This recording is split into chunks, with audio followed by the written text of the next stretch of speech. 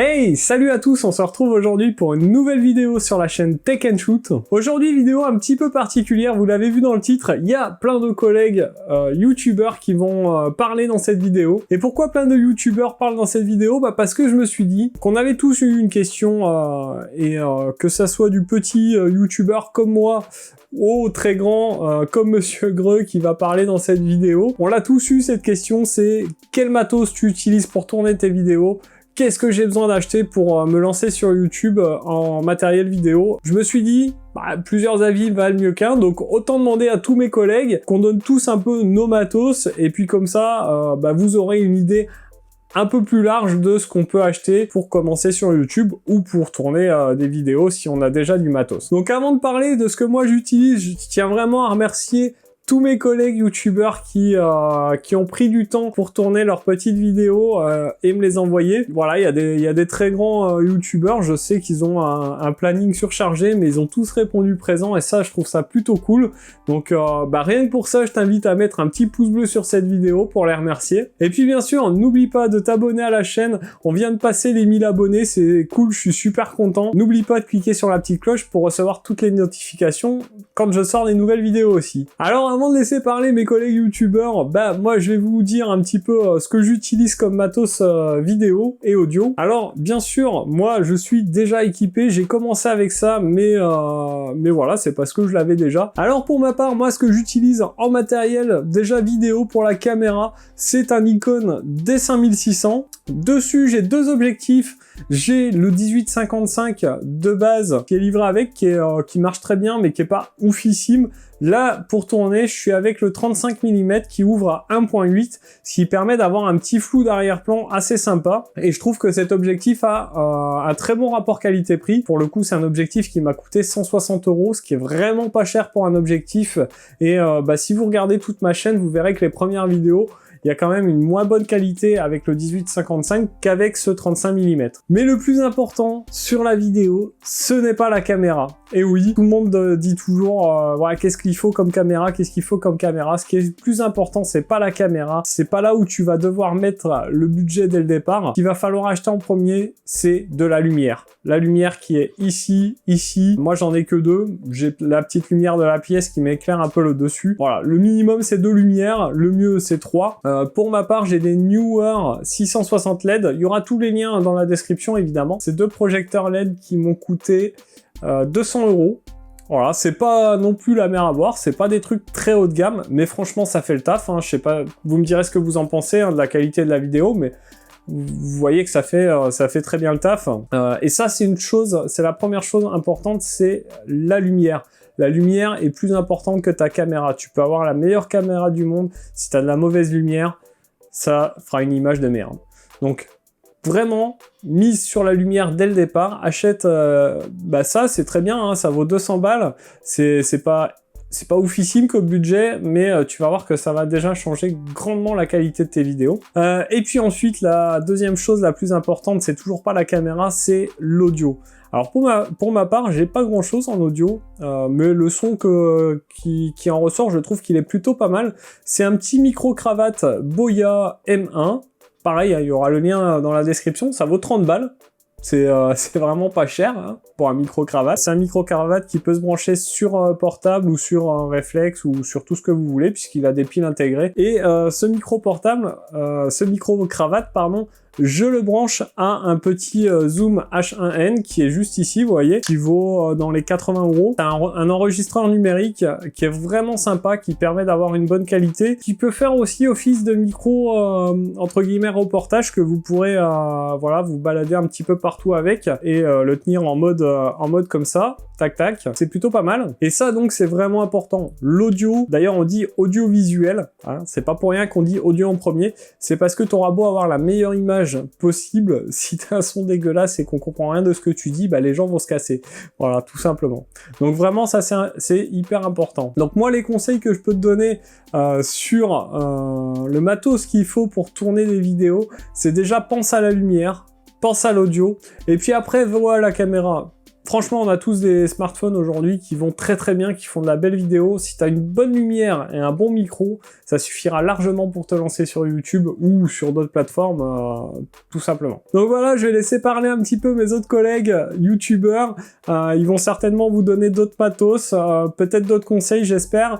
Et puis, on se retrouve pour la fin de la vidéo tout à l'heure. Bon alors je vous fais une petite vidéo pour Tech & Shoot pour vous présenter tout le matériel que j'utilise pour tourner mes vidéos. Alors il y a pas mal de matériel qui s'est accumulé avec le temps. Alors on commence déjà avec ma caméra principale. Donc là c'est le Sony A6600. Donc c'est une caméra qui vaut donc sans objectif entre 1300 et 1600 €, ça dépend des sites. Et en fait celle-ci j'ai mis un objectif, un 16-55 dessus. Et donc voilà à quoi ressemble la caméra d'un peu plus près. Alors comme je vous le disais, j'ai pris un objectif 16-55. Je me suis dit autant prendre un bon objectif qui va peut-être me coûter un peu plus cher mais qui pourra faire tout ce dont j'ai envie.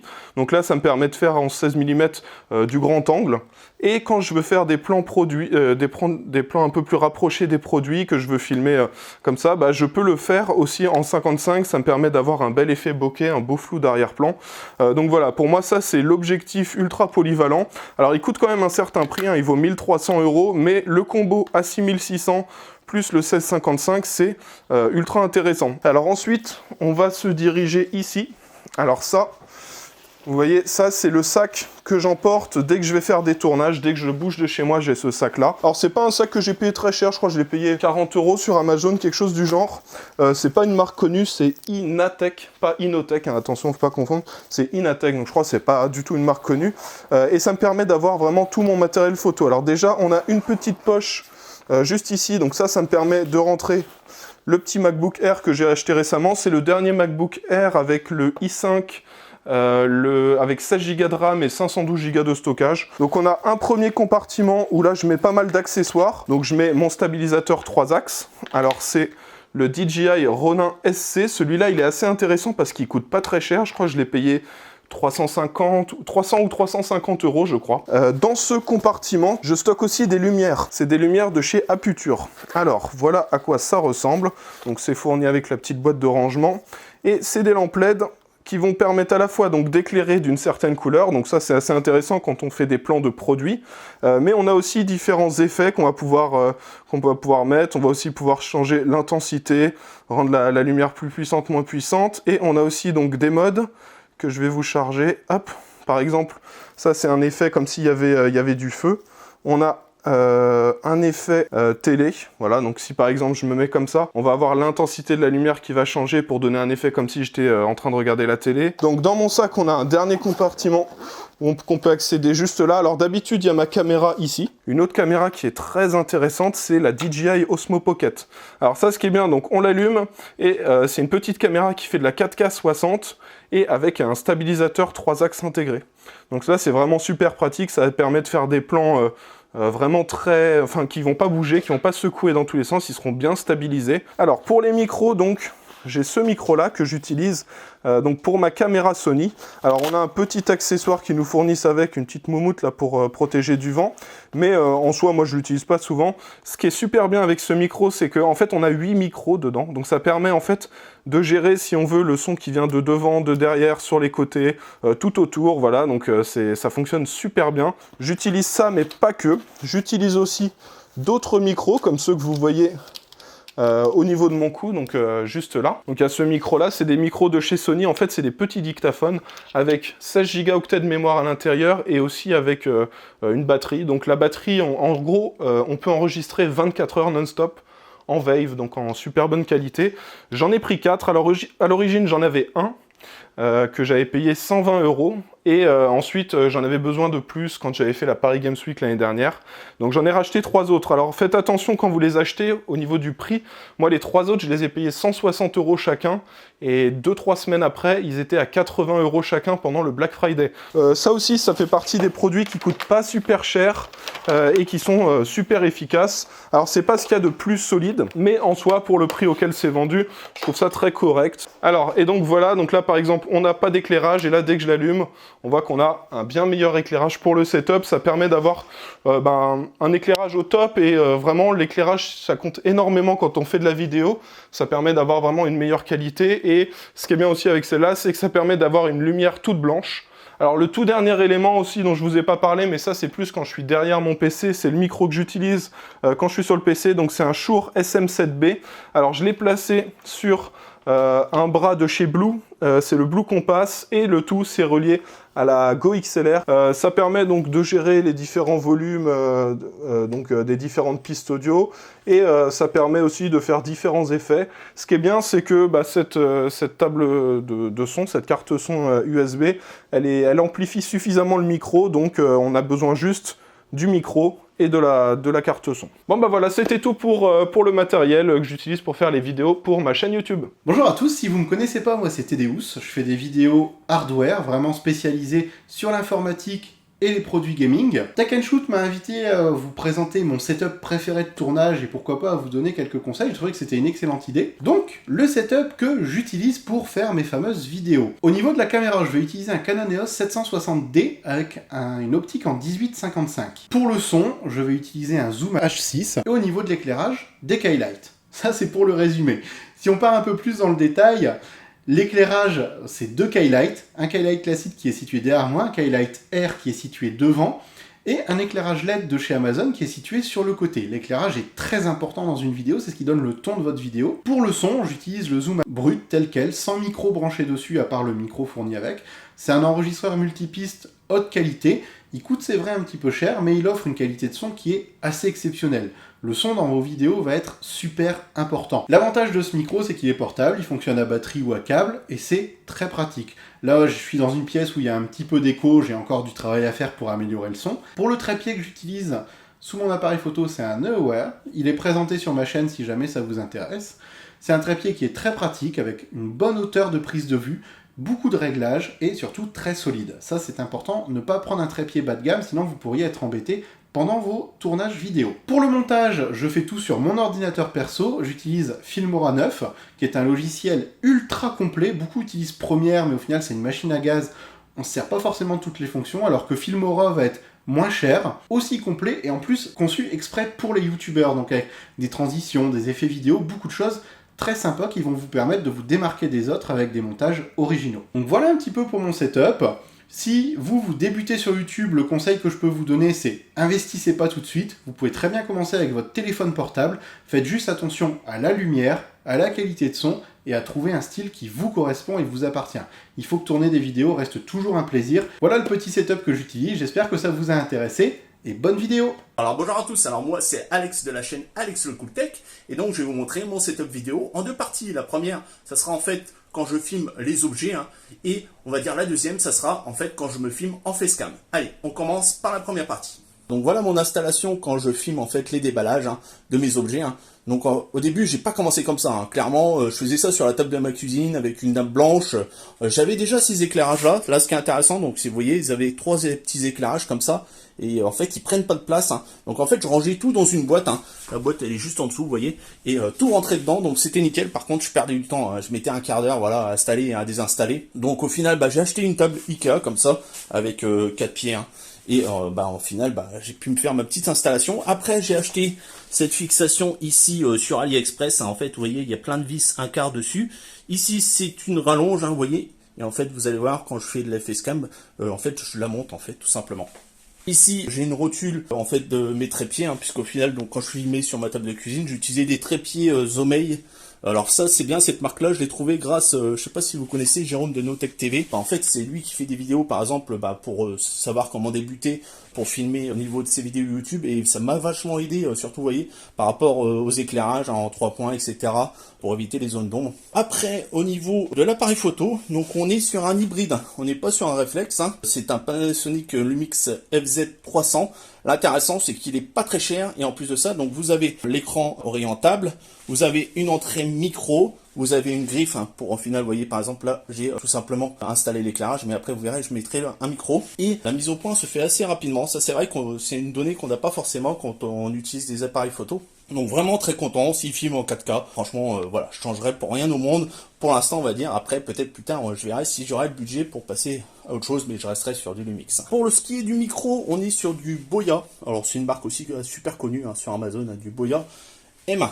Derrière j'ai installé, vous voyez, des mousses acoustiques pareil qui viennent d'AliExpress. Voilà. Et puis bah sinon, je pense qu'on a fait à peu près le tour hein, au niveau de mon installation pour les objets. Bon, bah écoutez, maintenant on va passer à l'installation en facecam. Donc là, vous voyez en fait mon décor en facecam. Hein, donc en fait, c'est tout simplement mon setup PC, hein, là où je fais mes montages, etc. Et donc maintenant, vous allez voir comment j'ai changé ça. Donc j'ai tout simplement, vous voyez, remonté le pied, hein, qui est toujours fixé, vous voyez, à la table. Donc ça c'est intéressant, voilà, c'est un super gain de temps. Hein. Et donc là j'utilise un autre micro, hein, donc là j'utilise un Videomic Go de chez Rode. Hein.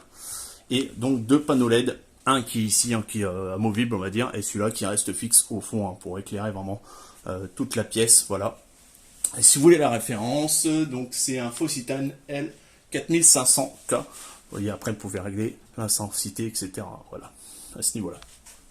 Donc voilà pour ce qui est donc de mon installation, de mon setup. Allez, ciao!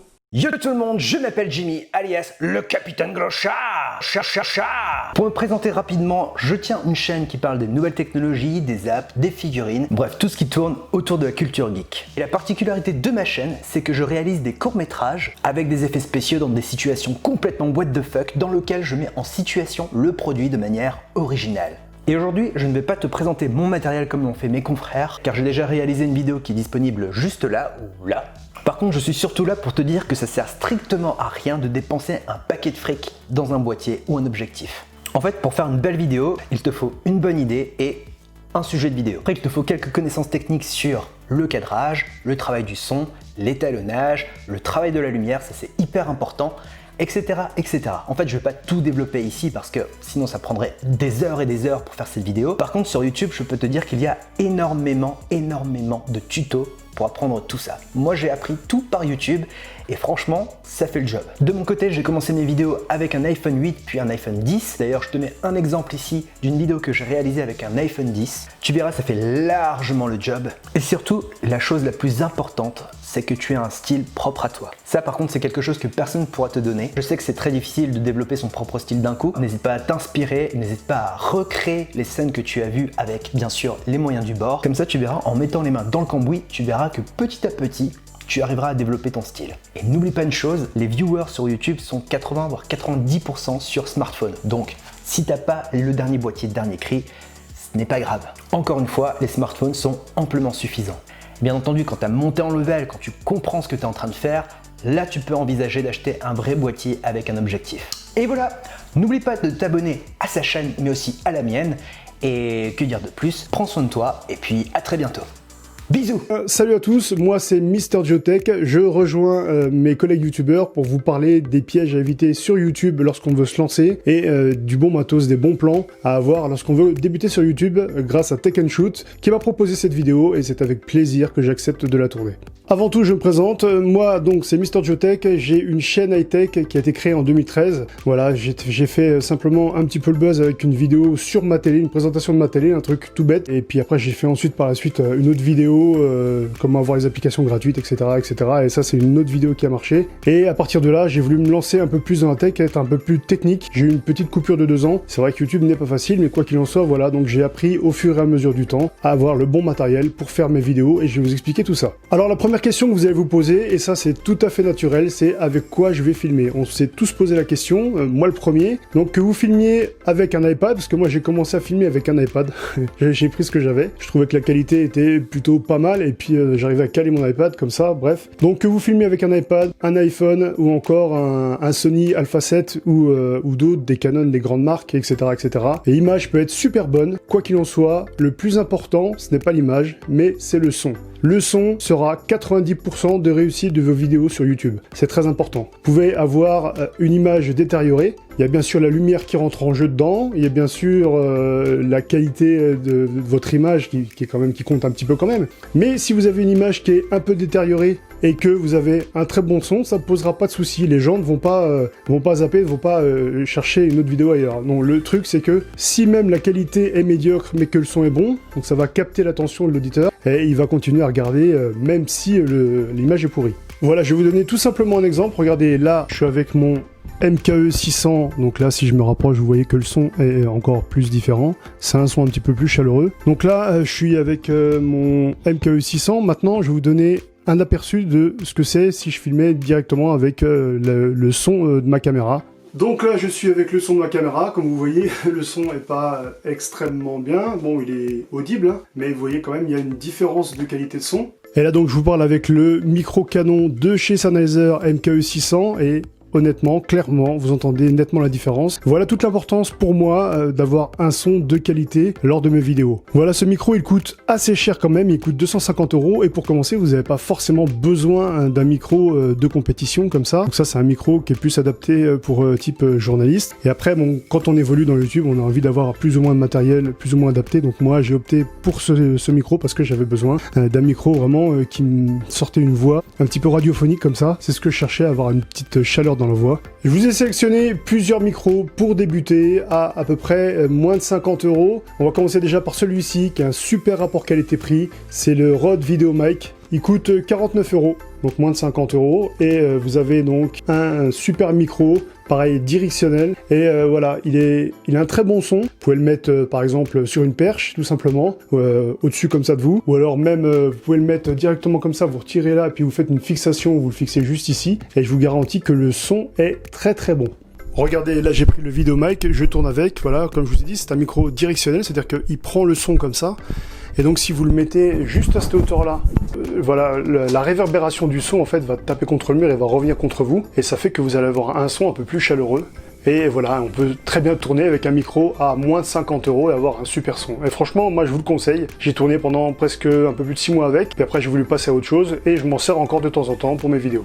Autrement, si vous avez un budget qui est un petit peu plus haut, vous pouvez acheter ceci, le Rode VideoMic Pro. Il coûte 184 €. C'est un hypercardioïde, c'est-à-dire qu'il capte à l'avant et à l'arrière et légèrement à l'arrière. Ce qui vous permet, moi je m'en sers beaucoup pour faire des unboxings, par exemple des déballages. Ça vous permet d'avoir des vidéos où le son est un peu plus capté. Il captera un peu plus le son de la pièce. Et ça, c'est assez cool. Voilà, là je me trouve à 1 mètre de ma caméra. J'ai branché le VideoMic Pro et vous entendez le son. Il est plutôt clair et assez limpide. Donc c'est pareil. Je trouve que ce micro est assez cool, surtout quand vous faites des déballages ou quand vous êtes à l'extérieur. C'est un micro qui va vraiment capter les sons environnants, donc le son à l'avant et un petit peu le son à l'arrière.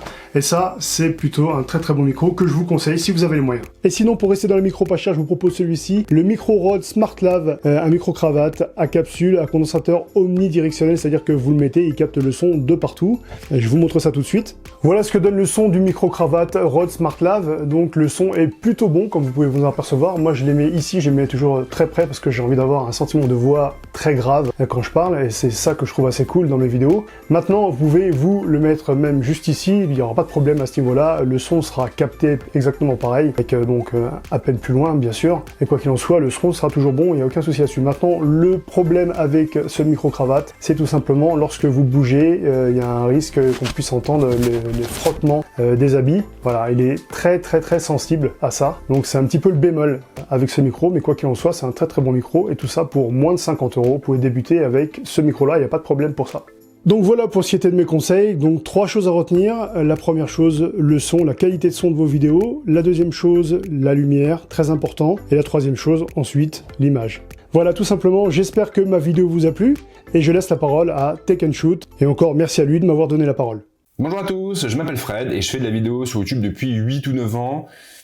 De façon un peu dilettante, je me suis vraiment mis sur ma chaîne il y a 2 ans et je suis donc ici pour vous partager tous mes retours, tout ce que j'ai pu apprendre et tout ça en 2 ou 3 minutes.